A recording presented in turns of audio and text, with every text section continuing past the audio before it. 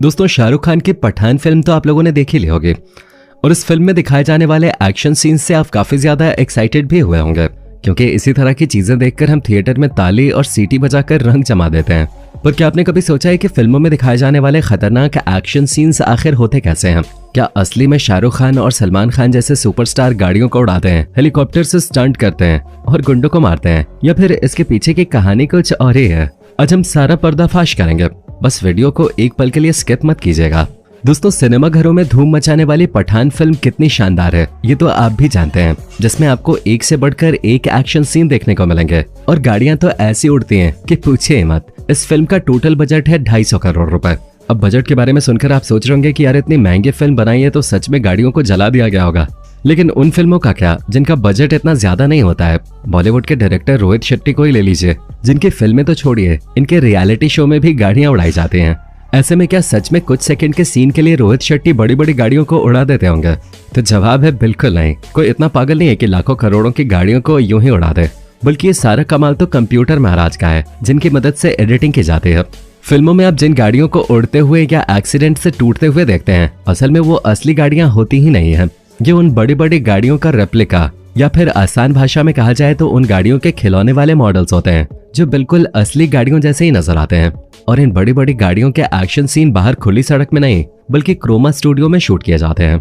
दोस्तों, कंफ्यूज मत होइए, हम आपको डिटेल में समझाते हैं कि आखिर हमारी आंखों के साथ ये धोखा किया कैसे जाता है। सबसे पहले तो जिन गाड़ियों को लेकर सीन शूट करना होता है, उनके छोटे छोटे टॉय मॉडल्स खास तौर पे बनवाए जाते हैं और एक लकड़ी पर रेत डाल के नकली सड़क तैयार की जाती है, जो बिल्कुल असली नजर आती है। जिसके बाद सीन के हिसाब से ही गाड़ियों को सेट करके उनकी पोजीशन फिक्स की जाती है। अब जिन गाड़ियों को ब्लास्ट करवाना होता है, या उन्हें उछलता हुआ दिखाना होता है, या फिर एक्सीडेंट वगैरह का सीन होता है, तो इस तरह की चीजों को फिल्माने के लिए कार को धागे से बांधकर हाथों से उछाला जाता है और इस एक सीन को कैमरे में कई सारे एंगल से रिकॉर्ड किया जाता है। एक बार जब ये सारा सीन रिकॉर्ड हो जाता है, तो अब बारी आती है एडिटिंग के, क्योंकि सारा खेल तो कंप्यूटर पे एडिटिंग के सहारे ही किया जाता है। साफ शब्दों में कहा जाए तो एडिटिंग ही वो जादू है जिसे देखकर हम दर्शक सिनेमा घरों में सीटी बजाना शुरू कर देते हैं। सबसे पहले तो एडिटिंग के जरिए कार से बंधे धागे को पूरी तरह से हटा दिया जाता है और सीन को ज्यादा रियलिस्टिक बनाने के लिए धूल मिट्टी भी उड़ाई जाती है, जिसे देखने में ऐसा लगता है मानो सच में बड़ी सी गाड़ियां उड़ रही हो। दोस्तों, ये तो हुई कार को उछालने के बाद, लेकिन फिल्म में इससे भी ज्यादा बड़े बड़े कारनामे होते हैं, जैसे कि एक साथ कई सारी गाड़ियों को चलते हुए दिखाया जाता है। इस तरह के सीन भी इन छोटी छोटी गाड़ियों की मदद से ही शूट किए जाते हैं, जिसके लिए कई सारी कारों को टेप की मदद से आपस में जोड़ दिया जाता है और फिर उन्हें एक साथ चलाया जाता है, जिसे देखकर ऐसा लगता है कि कई सारी गाड़ियां कतार में चल रही हैं और कोई पावरफुल बंदा गाड़ियों के काफिले को लेकर जा रहा है। अब गाड़ियों का चलना और उड़ना तो फिर भी एक बार ठीक है, लेकिन आखिर उन्हें जलने वाले सीन कैसे शूट किए जाते हैं, जिसमें कार के अंदर ही धमाका कर दिया जाता है? तो भाई, इस तरह के कारनामे भी बहुत ही चतुराई से किए जाते हैं। सबसे पहले तो इसमें हरे पर्दे का इस्तेमाल होता है, जिसे टेक्निकल भाषा में क्रोमा फ्रेम कहा जाता है। अब इन छोटी छोटी कार्स को क्रोमा फ्रेम के आगे रख दिया जाता है और फिर कार के अंदर धूप बत्ती जलाकर रख दी जाती है, ताकि उसमें से लगातार धुआं निकलता रहे। और जिस किसी भी कार में ब्लास्ट का सीन फिल्माना होता है, उसके अंदर जलता हुआ मोम डालकर आग लगा देते हैं। जी हाँ, इन छोटी छोटी गाड़ियों में असली की आग लगाई जाती है और फिर इन गाड़ियों को एक दूसरे के ऊपर फेंका जाता है, या फिर इनके अंदर ब्लास्ट करवा दिया जाता है और फिर जरूरत के हिसाब से इस तरह के सीन की एडिटिंग करके परफेक्ट फिल्म तैयार हो जाती है। तो देखा आपने कि किस तरह से फिल्म मेकर्स हमारा उल्लू काटते हैं, पर अभी तो केवल शुरुआत है, क्योंकि फिल्मों में दिखाए जाने वाले जितने भी बेहतरीन और हैरत अंगेज सीन्स होते हैं, उनमें सारा खेल ग्राफिक्स और विजुअल इफेक्ट का होता है। लेकिन इसको भी ज्यादा रियलिस्टिक बनाने के लिए सीन की डिटेलिंग और विजुअलाइजेशन पे बहुत ज्यादा ध्यान दिया जाता है, ताकि जब दर्शक फिल्म को देखें तो उन्हें ऐसा महसूस हो जैसे कि ये स्टंट असली में किए गए हैं और यहाँ पर उड़ने और ब्लास्ट होने वाली गाड़ियां बिल्कुल असली हैं। और दोस्तों, आप लोगों ने फिल्म में हीरो को हेलीकॉप्टर से लटकते हुए या फिर उस पर खड़े होकर स्टंट करते हुए बहुत बार देखा होगा। ये सारे कारनामे हमारे खिलाड़ी कुमार यानी कि अक्षय कुमार सबसे ज्यादा करते हुए नजर आते हैं और हमारी देसी सुपर हीरो मूवी क्रिश में भी ऋतिक रोशन एरोप्लेन से लटके हुए नजर आए थे, जो कि सच में बेहतरीन सीन था। लेकिन क्या आप जानते हैं कि आखिर इस सीन को किस तरह से फिल्माया गया था?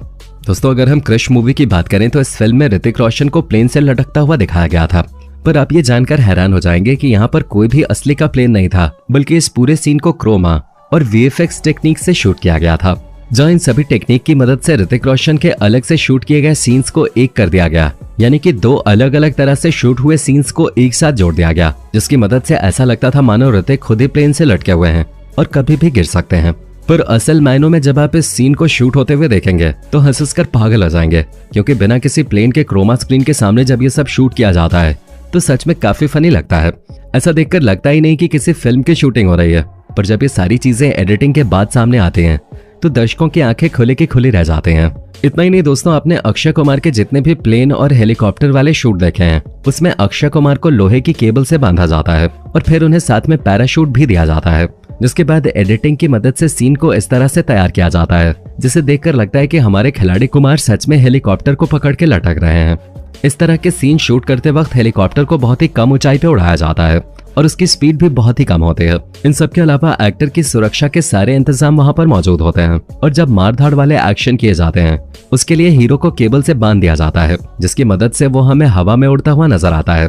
और ऐसे सीन क्रोमा स्टूडियो में गद्दे लगाकर शूट किए जाते हैं और फिर बाद में एडिटिंग की मदद से गद्दे की जगह सड़क या मैदान का इमेज लगा दिया जाता है, जिसे देखकर हमें ऐसा लगता है मानो हमारा हीरो सड़क या मैदान पे एक्शन कर रहा है। दोस्तों, एक्शन और मारधाड़ का नजारा तो आप लोगों ने देख लिया। आइए अब बात करते हैं फिल्मों में वाली सबसे रोमांचक चीज की, यानी कि डबल रोल के। क्योंकि आज की टेक्नोलॉजी में डबल रोल करना कोई बहुत बड़ी बात नहीं है। इसके लिए बस एक्टर के सामने स्टैंड रख दिया जाता है और एक्टर उस स्टैंड को अपना हमशक्ल मानकर अपने डायलॉग बोलता है और फिर अपनी कॉस्ट्यूम बदलकर उसी स्टैंड की जगह पे खड़ा हो जाता है और अपने हमशक्ल का डायलॉग बोलता है। इन दोनों ही सीन को अलग अलग एंगल से पहले शूट कर लिया जाता है, जिसे बाद में सॉफ्टवेयर की मदद से एक कर दिया जाता है। और जब लोग इस सीन को देखते हैं तो उन्हें ऐसा लगता है मानो एक ही शक्ल के दो लोग सामने खड़े हैं जिन्हें कैमरे में फिल्माया गया है। वैसे दोस्तों, आपको बता दें कि इस तरह के सीन में एडिटिंग और स्पेशल इफेक्ट के अलावा एक्टर्स की एक्टिंग में भी दम होना बहुत ही ज्यादा जरूरी है, क्योंकि एक अच्छा एक्टर ही स्टैंड को अपना हमशक्ल मानकर अपने दोनों रोल को अच्छी तरह से निभा सकता है। इसी वजह से अगर जुड़वा या फिर कह लीजिए डबल रोल वाली जितनी भी फिल्में हैं वो या तो सुपर डुपर हिट जाते हैं या फिर फ्लॉप हो जाते हैं। वैसे दोस्तों, देखा जाए तो आज के टेक्नोलॉजी वाले दौर में डबल रोल क्या ट्रिपल रोल भी करना कोई बहुत मुश्किल काम नहीं है। लेकिन जब टेक्नोलॉजी इतनी ज्यादा एडवांस नहीं थी तो पुराने समय में इस तरह की चीजें फिल्माना काफी ज्यादा मुश्किल हो जाता था। इसी वजह से जितनी भी पुराने जमाने की डबल रोल वाली फिल्में आई हैं वो सब हिट गई हैं, क्योंकि दर्शकों को उसमें कुछ नया देखने को मिलता था। अगर आपने कभी गौर किया हो तो पुरानी फिल्मों में डबल रोल कर रहे एक्टर के दोनों रोल्स को एक फ्रेम में बहुत ही कम बार दिखाया जाता था। हमेशा उन्हें अलग दिखाया जाता था, जिसमें एक का चेहरा दिखता था तो एक की पीठ दिखते थे, जिसके लिए बॉडी डबल का इस्तेमाल किया जाता था। क्योंकि पहले इस तरह की चीजें शूट करना बहुत मुश्किल था, लेकिन अब तो टेक्नोलॉजी और एडिटिंग सॉफ्टवेयर इतने ज्यादा फास्ट हो गए हैं कि फिल्म तो छोड़िए, लोग यूट्यूब वीडियोस में भी डबल रोल जैसी चीजें दिखाकर लोगों को हैरान करना नहीं भूलते हैं। तो दोस्तों, ये थी फिल्मी दुनिया की असली सच्चाई, जिसे देखकर आपका क्या कहना है कमेंट में बताना ना भूलें। और इसी तरह के वीडियोस को लगातार देखते रहने के लिए चैनल को फटाफट सब्सक्राइब कर दें।